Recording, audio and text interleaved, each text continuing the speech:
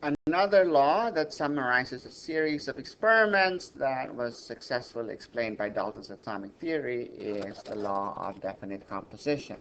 So this law was formulated by Joseph Proust based on a series of experiments from 1797 to 1804. And basically what this law says that when elements form a compound, the mass ratio of the amounts that combine is always the same. Or when a compound breaks down, then the mass ratio of the elements obtained is always the same, regardless of how much of the compound you're using. Okay, a compound is a substance that is made up of two or more elements and has a well-defined set of properties. So the question is, why does a compound have a definite composition? Dalton explained it by saying that it's got a definite composition because the atoms of the elements that are combined in the compound are in a fixed whole number ratio. Okay, let's elaborate on that a little bit. Let's look at this particular example. Let's say the atom count ratio for a compound of elements X and Y is 1:2. That means there are 2 atoms of Y for every atom of X. You might say that the formula for the compound is XY2. Okay, 1 atom of X. For every atom of X you'll find, you're going to find 2 atoms of Y. Well, let's apply Dalton's assumptions to see if we can predict that this is going to have a definite composition. Well, if there are n atoms of X, okay, then the number of Y atoms is going to be 2n, right? Since the atom count ratio is well defined, 1:2. Let's say little x here is the mass of one atom of X, then that means the total mass of your X atoms would be the number of atoms times the mass of each atom, so n times x, n times little x.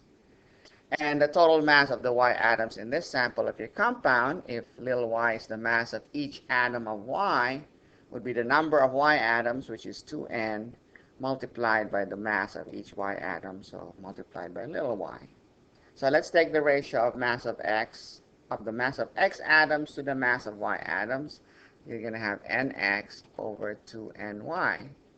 Well, nx over 2ny, we can simplify that. Cancel n, that's x over 2y. So that's a constant ratio, y. Well, doesn't matter how many atoms you have, okay? Your n cancels out, okay? So that ratio doesn't depend on the number of atoms. It doesn't depend on the amount of compound you have. And you can see x is a constant since all atoms of X have the same mass. Y is a constant. All atoms of Y have the same mass. A constant divided by a constant is still a constant. Okay? You can also say that mass of X, that's over mass of X plus mass of Y. Mass of Y is going to be 2ny.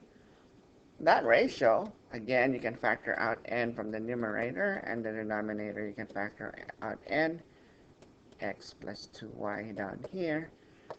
Your n cancels out again. So the fraction of x in any compound of any sample of this compound is going to be a constant.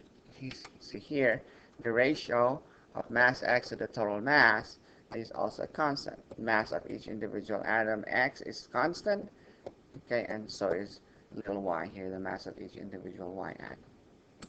So we can say the percentage of X in a compound is going to be a well-defined number. The percentage of Y by mass is also going to be a well-defined number.